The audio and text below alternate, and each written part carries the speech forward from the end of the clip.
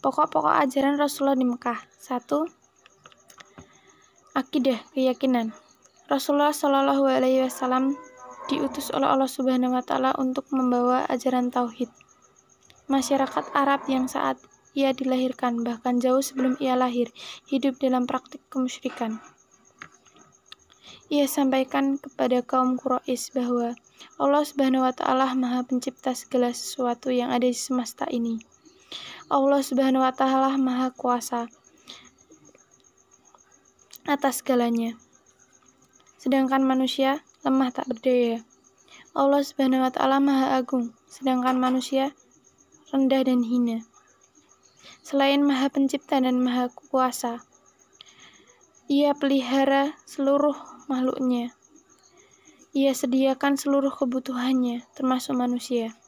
Nabi Muhammad SAW juga mengajarkan bahwa Allah Subhanahu Wa Taala Maha Mengetahui. Allah Subhanahu Wa Taala mengajarkan manusia berbagai macam ilmu pengetahuan yang tidak diketahuinya, cara memperoleh dan mengembangkan ilmu pengetahuan tersebut. Ajaran keimanan merupakan ajaran utama yang diembankan kepada Rasulullah Shallallahu Alaihi Wasallam yang bersumber kepada wahyu-wahyu ilahi. Dalam ayat Al-Quran banyak memerintahkan kepada beliau untuk menyampaikan keimanan sebagai pokok ajaran Islam yang sempurna. Ajaran tauhid ini sangat membekas di hati Nabi dan para pengikutnya, sehingga menimbulkan keyakinan yang kuat mapan dan tak tergoyahkan. Dengan ajaran ini, 1. Para sahabat Nabi sangat yakin bahwa Allah tidak membiarkan mereka berada dalam penderitaan dan kesusahan. 2. Para sahabat Nabi sangat yakin bahwa Allah akan memberikan kebahagiaan hidup kepada mereka. Dengan keyakinan ini pula, para sahabat Nabi terbebas dari kesenangan dan kekayaan dunia. 3. Para sahabat mampu bersabar dan bertahan serta tetap berpegang teguh pada agama ketika mereka mendapatkan tantangan dan siksaan yang amat keji dari pemuka-pemuka Quraisy. 4. Nabi Muhammad SAW dapat mengatakan dengan mantap kepada Abu Thalib, "Paman, demi Allah, kalaupun mereka meletakkan matahari di tangan kananku dan rembulan di tangan kiriku agar aku meninggalkan tugas ini, sungguh tidak akan aku tinggalkan. Biarlah nanti Allah Subhanahu Wa Taala yang akan membuktikan apakah saya memperoleh kemenangan, berhasil atau binasa karenanya." Selain itu, ini pula yang menjadi rahasia mengapa Bilal bin Rabah dapat bertahan atas siksaan yang ia terima dengan tetap mengucapkan Allah Maha Esa secara berulang-ulang. Akhlak mulia.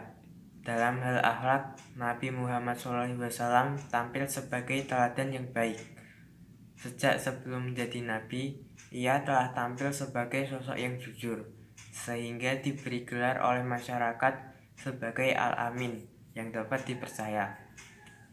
Nabi Muhammad SAW merupakan sosok yang suka menolong dan meringankan beban orang lain. Beliau juga membangun dan memelihara hubungan kekeluargaan serta persahabatan. Nabi Muhammad SAW tampil sebagai sosok yang sopan, lembut, menghormati setiap orang, dan memuliakan tamu. Nabi Muhammad SAW juga tampil sebagai sosok yang berani dalam membela kebenaran, teguh pendirian, dan tekun dalam beribadah. Nabi Muhammad SAW mengajak agar sikap dan perilaku yang tidak terpuji yang dilakukan masyarakat Arab seperti berjudi, meminum minuman keras, berzina, membunuh, dan kebiasaan buruk lain untuk ditinggalkan. Keterangan di atas memberikan penjelasan kepada kita bagaimana Rasulullah SAW mengajarkan akhlak mulia kepada masyarakatnya, sekaligus juga membuktikan dengan perilakunya yang sangat luhur. Hal ini diakui oleh seorang penulis barat, Michael H. Hart, dalam bukunya yang berjudul 100 Tokoh Paling Berpengaruh di Dunia dengan menempatkan Rasulullah SAW. Dalil nakli yang berkaitan dengan ajaran pokok Rasulullah di Mekah. Firman Allah yang berkaitan dengan akidah dan ajaran keimanan. Artinya, katakanlah Muhammad, dialah Allah Subhanahu Wa Taala yang Maha Esa. Allah Subhanahu Wa Taala tempat meminta segala sesuatu. Allah Subhanahu Wa Taala tidak beranak dan tidak pula diperanakkan, dan tidak ada sesuatu yang setara dengan Dia. Ajaran untuk memperbaiki akhlak juga bersumber dari Allah Subhanahu wa taala. Di dalam firman-Nya, sesungguhnya orang-orang mukmin itu bersaudara. Karena itu damaikanlah antara kedua saudaramu yang berselisih dan bertakwalah kepada Allah Subhanahu wa taala agar kamu mendapat rahmat.